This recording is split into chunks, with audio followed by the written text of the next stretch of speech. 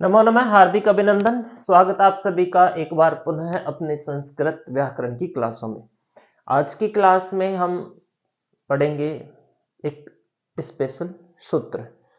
जैसा कि हम पिछली कक्षाओं में हम पढ़ते आ रहे हैं, सूत्र और सूत्रों की व्याख्या और उनसे बनने वाले उदाहरण, सिद्ध, निर्माण, शब्द रूप आदि। इसी प्रकार से आज की क्लास का अपना सूत्र है उगीदचा सर्वनाम स्थाने अधातोः। उगीदचाम सर्वनाम स्थाने अधातोः। ठीक है, यहां पे जब हम सूत्र का पदच्छेद करते हैं तो उगीदचाम षष्ठी बहुवचन का रूप है। उगीदचाम यहाँ पे इस शब्द में षष्ठी बहुवचन, षष्ठी विभक्ति के बहुवचन का रूप है। फिर यहाँ पे आता है सर्वनाम स्थाने। सर्वनाम स्थाने, सर्वनाम स्थाने का यहाँ पे सप्तमी का एक वचन है। सप्तमी विभक्ति का एक वचन का ये रूप है। और अधातोः, अंतिम रूप है इसका अधातोः। ये भी षष्ठी एक वचन का रूप है, यहाँ पे षष्ठी एक वचन का। इस सारे सूत्र में सिर्फ शर्तें बताई गई है। अगर हम इसके सभी पदों की यहाँ पे अलग से एक्सप्लेनेशन करते हैं तो पहला वर्ण है उगीदचाम, दूसरा वर्ण है सर्वनाम स्थाने और तीसरा वर्ण है अधातोः। इन तीनों वर्णों से मिलकर के ये शब्द रूप यहां पर बना, ये सूत्र यहां पे बना है उगीदचाम सर्वनाम स्थाने अधातोः। तीनों ही इस सूत्र की शर्तें हैं, कार्य नहीं है। सूत्र के अंदर कार्य नहीं बता रखा है, तीनों शर्तों को मिलाकर इसका सूत्र का निर्माण किया गया है। शर्तें क्या है एक बार मैं आपको बता देता हूं। उगीदचाम, उगीदचाम को अगर हम यहां पे अलग अलग करते हैं तो उक इत, ठीक है, उक इत चाम, ये षष्ठी का बहुवचन हो गया। इसको छोड़ो, अपने सिर्फ उक और इत, ये दो चीज यहां पे सीखने के लिए है, समझने हेतु है। उक और इत, इत तो आप सब समझते ही हैं, इत संज्ञा किसकी? इत संज्ञा उक। उक एक प्रत्याहार है।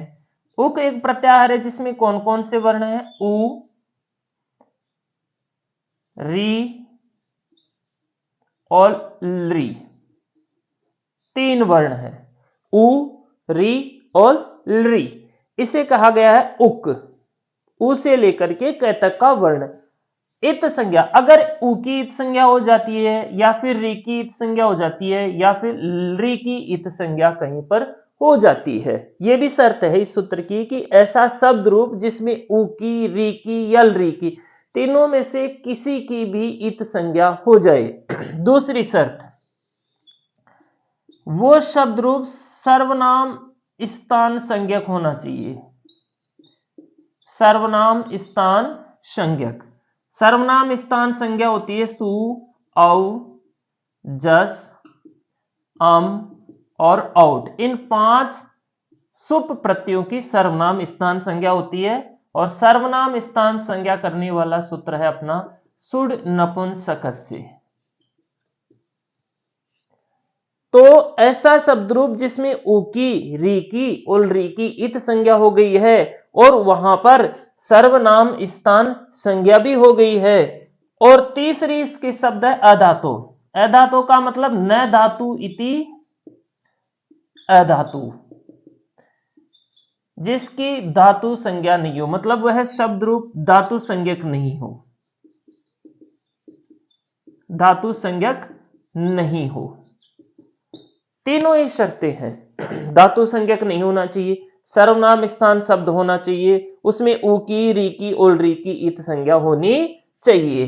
तो ये था अपना सूत्र उगीदचाम सर्वनाम स्थाने अधातोः। अब हम पढ़ लेते हैं इसकी वृत्ति की ये काम क्या करेगा। आपने सारी शर्तें तो हमें बता दी कि ये शर्तें हैं, इसके काम भी तो बताओ। इतनी सारी शर्तें बता दी, काम क्या करेगा ये भाई साहब? सबसे पहले अधातु यानी धातु संज्ञक को छोड़कर, धातु संज्ञक को छोड़कर, धातु संज्ञक शब्द नहीं होना चाहिए। ठीक है। उक, उ, री, ऑलरी, इतो, इत संज्ञक, धातु संज्ञक नहीं होना चाहिए। और उसमें उक, उकी, रीकी, रीकी, तीनों में से किसी ना किसी वर्ण की इत संज्ञा होनी चाहिए। ठीक है। यहां पे है एक अंश धातु, अंश धातु में और इन शब्दों में, ठीक है, नुम का आगम होता है। किसका आगम होता है? नुम का आगम होता है। सर्वनाम स्थान संज्ञा परे, सर्वनाम स्थान संज्ञा होती है तो। ठीक है। अब यहां पे सूत्र काम क्या कर रहा है? नुम का आगम, आगम कर रहा है, आदेश नहीं कर रहा है, केवल आगम करेगा। नुम में से न शेष बचेगा, मैं की और उ की इत संज्ञा हो जाती है। अब नुम का आगम कहां करेगा? कहां होता है नुम का आगम? उसके लिए हम सूत्र पढ़ते हैं, मिदचो अंत्यात पर है। यह कहता है कि जिसमें मैं की इत संज्ञा हो जाती है वो अंतिम अच के बाद आगम होता है। ठीक है। जिसमें मैं की इत संज्ञा हो जाए, नुम में मैं की इत संज्ञा हो रही है तो न का आगम अंतिम अच के बाद होगा, अंतिम अच के बाद नुम का आगम होगा। ठीक है। अब जैसे इसके उदाहरण की अगर यहां पर हम बात करें तो जैसे एक अपने यहां पर मगवा बहुलम सूत्र हमने इससे पहले वाली, जस्ट इससे पहले वाली क्लास में हमने पढ़ा था। यह शब्द क्या, यह सूत्र मगवा बहुलम सूत्र, यह सूत्र क्या करता था? मगवन शब्द के न को त्रि आदेश करता है। कौन सा आदेश करता है? त्रि आदेश। ठीक है। त्रि आदेश करता है तो इसमें री की इत संज्ञा हो जाती है और केवल तय शेष बचता है और अपनी स्थिति यहां पर हो जाती है मगवत, है ना।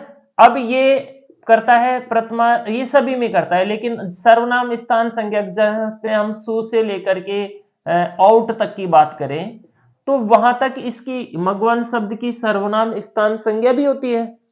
तो अगर हम इस सूत्र को यहां पर लाते हैं तो पहली शर्त इसकी ये मिल रही है कि उ की इत संज्ञा होनी चाहिए, उ की, री की या री की इत संज्ञा होनी चाहिए। देखो यहां पे री की इत संज्ञा हो रही है तो इसकी शर्त यहां पे मिल रही है। सर्वनाम स्थान संज्ञक शब्द होना चाहिए, सु से लेकर के औ तक इसकी सर्वनाम स्थान संज्ञा भी होनी चाहिए, अधातु होनी चाहिए। यहां पे धातु नहीं है, मगवत एक शब्द है। ठीक है। तो ये क्या करेगा? नुम का आगम करेगा। नुम का आगम करेगा तो मिदचो अंत्यात पर के बाद के अनुसार अंतिम अच के बाद नुम का आगम करेगा। अंतिम अच क्या है? व के अ में। तो हम नुम का आगम करेंगे म, घ, व, न और त। इस तरह से हम इसमें नुम का आगम करेंगे। पूरी सिद्धि हम अगली क्लास में बनाएंगे अच्छे से। अभी केवल हमने सूत्र सीखा है मग उगीदचाम सर्वनाम स्थाने अधातु, नुम आगम करने वाला सूत्र है। क्या आगम करता है? नुम आगम, नुम का आगम करने वाला ये सूत्र है। इसकी शर्तें, इसकी विशेषताएं यहां पर पूरी हमने आपको समझा दी है। धन्यवाद।